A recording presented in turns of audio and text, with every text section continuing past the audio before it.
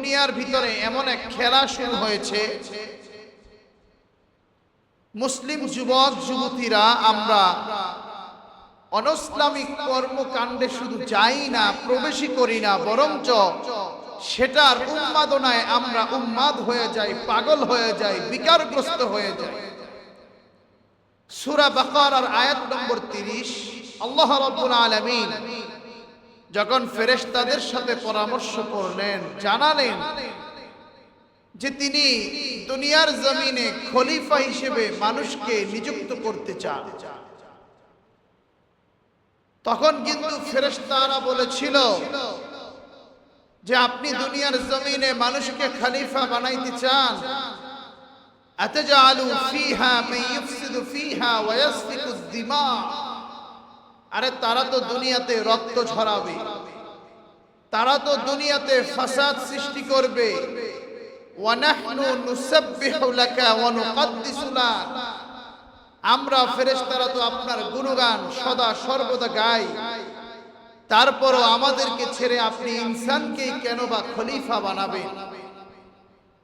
এ কারণে যুবক ভাইয়েরা, যুবতী বোনেরা, যারা আমরা দূর দূরান্ত থেকে শুনছি, আমরা দুনিয়াতে এমনি এমনি আসিনি। আল্লাহ রাব্বুল আলামিন এমনি এমনি আমাকে বানান নাই, আমাকে আপনাকে আল্লাহ রাব্বুল আলামিন আল্লাহর খলিফা হিসেবে দুনিয়ার জমিনে পাঠিয়েছেন। সুবহানাল্লাহ। وَإِذْ قَالَ رَبُّكَ لِلْمَلَائِكَةِ إِنِّي جَاعِلٌ فِي الْأَرْضِ خَلِيفَةً, আল্লাহ রাব্বুল আলামিন আপনাকে আমাকে দুনিয়ার জমিনে খলিফা হিসেবে পাঠিয়েছেন। এ কারণে আমি আর আপনি দুনিয়ার জমিনে যখন কোনো কাজ করব, আমার আপনার মনের ভিতরে এই নিয়ত থাকতে হবে, আমি আপনি আল্লাহর প্রতিনিধি, আমি আপনি আল্লাহর খলিফা। এ কারণে এমন কোনো কাজ দুনিয়ার জমিনে করা যাবে না যেই কাজটা আল্লাহর খলিফার বিরোধী কাজ, আল্লাহর প্রতিনিধির বিরোধী কাজ। এমন কোন কাজ আমার আপনার জন্য করা সমীচীন নয়। কারণ সূরাতুয যারিয়াতের ৫৬ নম্বর আয়াতে আল্লাহ রাব্বুল আলামিন জানিয়ে দিয়েছেন, ওয়ামা খালাকতুল জিন্না ওয়াল ইনসা ইল্লা লিয়াবুদুন, মানুষ তুমি তো নিজেকে মনে করো তোমাকে আমি এমনি এমনি সৃষ্টি করেছি, না, আমি জিন জাতি এবং মানব জাতিকে সৃষ্টি করেছি একমাত্র আমি আল্লাহর ইবাদত করার জন্য। এ কারণে যেখানে আল্লাহর ইবাদত নাই সেখানে কোনো মুমিন মুসলমান থাকতে পারে না। আজকে দেখেন পুরো জাতি ইহুদি খ্রিস্টানদের খেলা নিয়ে উন্মাদনায় উন্মাদ হয়ে আছে। খেলাধুলা খারাপ জিনিস নয়, ইসলাম সেটাকে সমর্থন করবে না, বিষয়টাও এমন নয়। কিন্তু যেই খেলাধুলায় হারাম হয়ে যায়, যেই খেলাধুলার ভিতরে বেপরদা থাকে, অশ্লীলতা থাকে, যেই খেলাধুলার ভিতরে অযথা সময় নষ্ট হয়, যেই খেলাধুলার কারণে আমার আপনার অর্থ নষ্ট হয়, যেই খেলাধুলার কারণে হারাম মদ ইত্যাদির সয়লাভ হয়, যেই খেলাধুলার ভিতরে ফ্রি অশ্লীলতা সেক্সুয়ালিটি বিভিন্ন দিকে ছড়িয়ে পড়ে, ইসলাম সেই খেলাধুলাকে স্পষ্টভাবে হারাম ঘোষণা করেছে। আজকে দেখেন ফুটবল বিশ্বকাপ যদি আমার যুবকরা দেখতো সমস্যা ছিল না, কিন্তু এই খেলাকে কেন্দ্র করে মারামারি পর্যন্ত হয়ে যায়, মার্ডার পর্যন্ত হয়ে যায়, হত্যা পর্যন্ত হয়ে যায়। এই খেলাধুলা তারা শুধু সাপোর্টই করে না, বরঞ্চ যে মানুষগুলা জীবনে কোনোদিন ফজরের নামাজে উঠে না, যে মানুষগুলা জীবনে কোনোদিন একদিন তাহাজ্জুদের সময় উঠে না, আরে যেই তাহাজ্জুদের সময় আমার আল্লাহ রাব্বুল আলামিন প্রথম আসমানে আয়েশা ডাকতে থাকেন, আরে আলা মিন মুস্তাগফিরিন ফাগফির আলা, আলা মিন মুস্তারজিকিন ফারজুকালা, আলা মিন মুবতালান ফাউআফিয়াহু ফি, আলা কাযা হাত্তা ইয়াতলু আল ফজর। আমার আল্লাহ তাহাজ্জুদের সময় প্রথম আসমানে আয়েশা ডাকতে থাকে, কার রিজিক লাগবে আমি আল্লাহর কাছে চাও। কার ক্ষমা লাগবে আমি আল্লাহর কাছে চাও, কার টাকা লাগবে আমি আল্লাহর কাছে চাও, কে মিথ্যা মামলায় আছো আমি আল্লাহর কাছে চাও। সেই সময়টা জীবনে আমার যুবক ভাইরা উঠে না, কিন্তু এই ফুটবল বিশ্বকাপ যখন চলে আসে তখন দেখা যায় এই খেলাধুলার জন্য 2টা বাজে উঠে যায়, 1টা বাজে উঠে যায়, ফজরের পর উঠে যায়, মুরব্বীদের ঘুম নষ্ট করে, বাচ্চাদের ঘুম নষ্ট করে। যেই খেলাধুলার কারণে এতগুলা বিষয় নষ্ট হয়, খোদার কসম সেই খেলাধুলার ভিতরে কোনো বরকত নাই, সেগুলা হারাম, হারাম এবং হারাম। এখানে আমার আল্লাহ রাব্বুল আলামিন সূরা দুখানের 38 এবং 39 নম্বর আয়াতে জানায়া দিয়েছেন, মা খালাকনাস সামাওয়াতি ওয়াল আরদ ওয়া মা বাইনাহুমা লাঈবিন ওয়া মা খালাকনাহুমা ইল্লা বিল হাক্কি ওয়ালাকিন্না আকসারাহুম লা ইয়ালামুন। আল্লাহ রাব্বুল আলামিন জানিয়ে দিয়েছেন, শোনো শোনো শোনো, এই আসমান জমিন এবং এই দুয়ের মাঝে যা কিছু আমি আল্লাহ সৃষ্টি করলাম, এগুলা আমি খেলাধুলার জন্য, তুচ্ছ তাচ্ছিল্যের জন্য সৃষ্টি করি না। সব কিছু সৃষ্টির পিছনে আমি আল্লাহর একটা উদ্দেশ্য রয়েছে।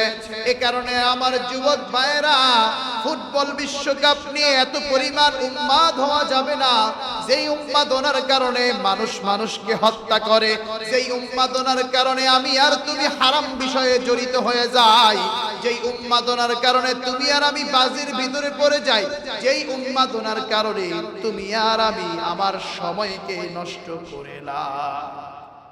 আল্লাহ আমাদের যুব সমাজকে বুঝার তৌফিক দান করুক, সকলে জোরে করি আল্লাহুম্মা আমিন। আল্লাহ রাসূল বলেন 3 ধরনের খেলা আল্লাহর কাছে অনেক বেশি পছন্দনীয়। বর্তমানে তো তীর নাই, যারা ইসলামের মুজাহিদ তারা সব সময় নিজেদেরকে ফিট রাখে।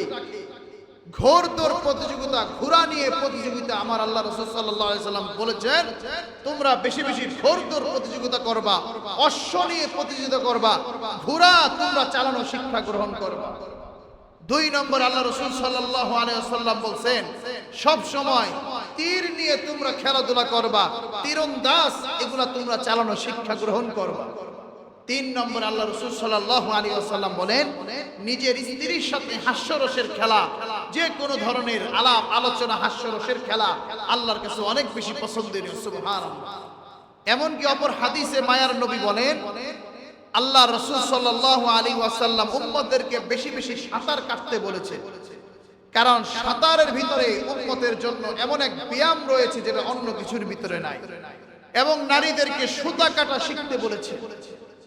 এই বিষয়গুলো আমরা যদি শিখি তাহলে দেখবেন আমাদের অনেক বিষয়গুলো সচেতন হয়ে যাবে। এই কারণে ইমানদার মুমিন মুসলমান আল্লাহর সৃষ্টি নিয়ে গবেষণা করতে হবে। আল্লাহর সৃষ্টি নিয়ে গবেষণা করলে সকল ধরনের হারাম বিষয় থেকে আমি আর আপনি বেঁচে থাকতে পারবো। আমার আল্লাহ রাব্বুল আলামিন সূরাতুল গাশিয়াতের ভিতরে, গাশিয়ার ভিতরে জানিয়ে দেন আফালা ইয়ানজুরুনা ইলাল ইবলি কাইফা খুলিকাত।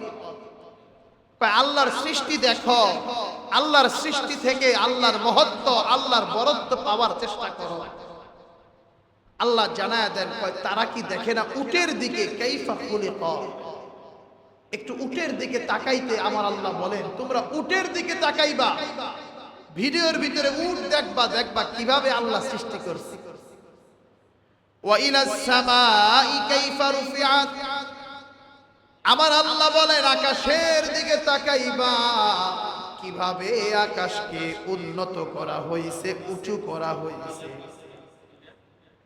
ওয়া ইলাল আরদি কাইফা সুতিহাত ওয়া ইলাল জিবালি কাইফা নুসিবাত। আমার আল্লাহ বলেন ও দুনিয়ার মানুষ, পাহাড়ের দিকে তাকাও, দেখো আমি আল্লাহ পাহাড়কে কিভাবে স্থাপিত করে দিয়েছি।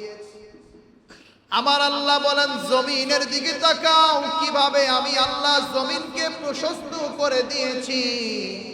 এ কারণে ইমানদার মুমিন মুসলমান, আমি আর আপনি অযথা বিষয়ের ক্ষেত্রে আমার সময়টাকে লাগাই দেই, আমার মেধাটাকে লাগাই দেই।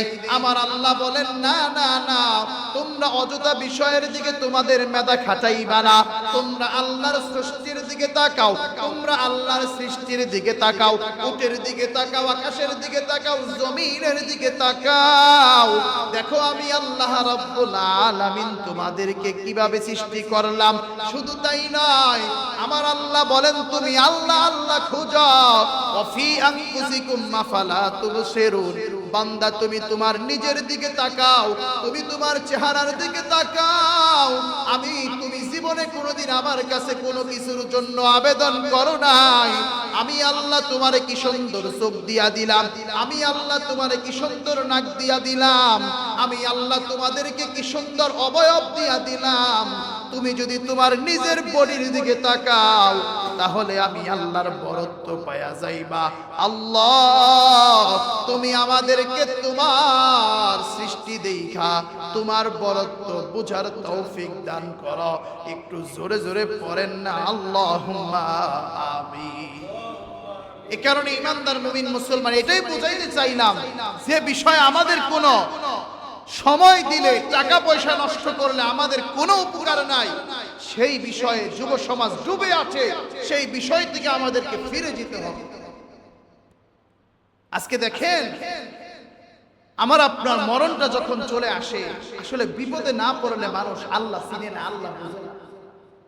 মানুষ যত বেশি বিপদে পড়ে তত বেশি আল্লাহমুখী হয়ে যায়। মানুষ যত বেশি আবার বিপদ থেকে দূরে সরে যায়, মানুষ আল্লাহ ভোলা হয়ে যায়। আমার আল্লাহ রাব্বুল আলামিন সূরাতুল কিয়ামার ভিতরে মরণের সময় আমাদের কেমন চিত্র হবে, এত হৃদয় বিদারক কিছু কথা আমার আল্লাহ রাব্বুল আলামিন তুলে ধরেছেন। আল্লাহ বলেন, ইযা বালাগাতিত তারাকিয়া, যখন মানুষের মৃত্যুটা যখন কণ্ঠনালীতে চলে আসে, ওয়াকিলা মান রাক, মানুষ বলতে থাকে, আত্মীয় স্বজন বলতে থাকে, কেউ কি আছো, ঝাড়ফুঁক করবা আমার সন্তান রে, আমার বাবারে, একটু মৃত্যু থেকে বাঁচাইতে পারবা, কেউ কি আছো। যখন আত্মীয় স্বজন এমন করে, কিন্তু যে মানুষটা মরে যাচ্ছে, ওয়াযান্না আন্নাহুল ফিরাক, সে বুঝতে পারে আমার আর সময় নাই, আমার মৃত্যুর সময় চলে আসছে।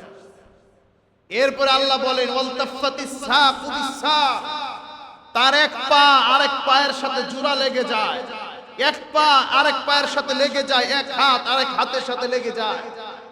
তখন সে বুঝতে পারে আমার আত্মীয় স্বজন এখন যতই ঝাড়ফুঁক দেখ আর যতই কিছু করুক, আমার আর এখন রাখতে পারবে না।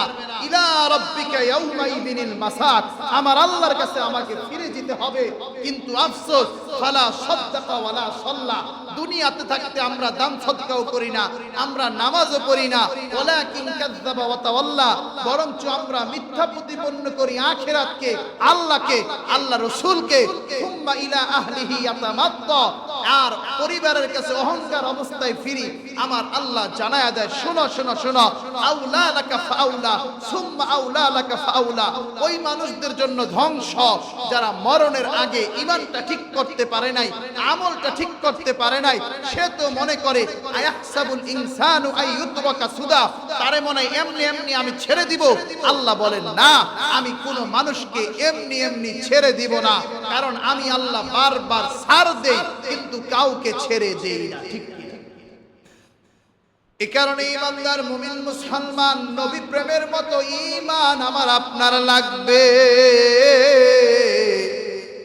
আমার যুবক ভাইরা, এই যে বিশ্বকাপ খেলায় নিজেদেরকে এতটা পাগল পারা করলে চলবে না। এই খেলা নিয়ে কারো সাথে মারামারি, হানাহানি, কাটাকাটি করা, এইগুলো আমাদের উচিত না। ইতিহাস পড়েন, জীবনে পড়েন সাহাবায়ে কেরামদেরকে, নবী প্রেমের ঈমান হৃদয়ের ভিতরে একটু জাগ্রত করে। আহারে, উহুদ যুদ্ধের আগের দিন আল্লাহর রাসূলের একজন পাগল সাহাবী হামজালা রাদিয়াল্লাহু তাআলা আনহু, তিনি উহুদ যুদ্ধের আগের দিন বিবাহ বন্ধনে আবদ্ধ হলেন। রাতের বেলা বিবির সাথে যখন এত সুন্দর একটা রাত্রি কাটাইলেন, ভোর রাত্রে যখন তিনি গোসল করার জন্য গেছেন, পানির পেয়ালাটা হাতে নিছে, সুন্দরভাবে ফরজ গোসলটা করবে। সে সময় মদিনার গলিতে গলিতে কে যেন ঘোষণা দিয়া যায়, কুতিলা মুহাম্মদ। ও মদিনার মানুষেরা শোনো, উহুদের ময়দানে নবী মুহাম্মদকে শহীদ করে ফেলা হয়েছে। সাহাবী হানজালা এটা শুনে পাগল পারা হয়ে গেছেন। পানির মশকটা ওইভাবেই তিনি ফেলে রাখছেন। আহারে, তিনি আর এখন আর গোসল করেন না, ঘরের ভিতরে চইলা গেছেন। ঘরের ভিতরে যাইয়া নিজের তরবারিটা হাতে নিছেন। তার নববিবাহিতা স্ত্রী বলতাছেন, ও আমার স্বামী হে, আপনি কই যান, আপনি ফরজ গোসল রাইখা কই যান? সাহাবী হানজালা রাদিয়াল্লাহু তাআলা আনহু বললেন, ও আমার প্রিয়তমা স্ত্রী, আপনি কি শুনেন নাই? এক মুয়াজ্জিন আযান দিয়া গেল, ঘোষণা দিয়া গেল, আমার নবী উহুদের প্রান্তরে নাই। আমি কিভাবে ঘরের ভিতরে পয়সা থাকি? আমার মন মানতেছে না। এবার তার স্ত্রী বলতেছে, আপনি তো আল্লাহ রসুলের কাছ থেকে ছুটি নিয়েছিলেন। এবার স্বামী হানজালা বলতেছে, ও আমার স্ত্রী, আমি কার জন্য ছুটি কাটাইব, কার জন্য গোসল করব, কার জন্য ঘরে থাকব? আমি যেই নবীকে আমার জানের চাইতেও বেশি ভালোবাসি, সেই নবী দুনিয়াতে না থাকলে আমারও এই দুনিয়াতে বেঁচে থাকার কোনো মানে হয় না। একটু আওয়াজ দিয়া পড়েন না, আল্লাহু আকবার, আল্লাহু আকবার। আহারে, এবার সাহাবী হানজালা মাঠের দিকে রওনা দিলেন। সাহাবী হানজালা রাদিয়াল্লাহু তাআলা আনহু যুদ্ধের ময়দানে, উহুদের ময়দানে যায় দেখেন আমার মায়ার নবী জীবিত আছেন। সুবহানাল্লাহ। মায়ার নবীকে দেইখা সাহাবী হানজালা তরবারি নিয়ে রওনা দিয়া দিছেন। যুদ্ধের ময়দানে আঘাত করতেছেন কাফেরদেরকে। এক পর্যায়ে যখনই আবু সুফিয়ানকে আঘাত করতে যাবে, ওই সময় আরেকজন কাফেরের আঘাতে সাহাবী হানজালা রাদিয়াল্লাহু তাআলা আনহু উহুদের ময়দানে শহীদ হয়ে গেলেন। সুবহানাল্লাহ। এবার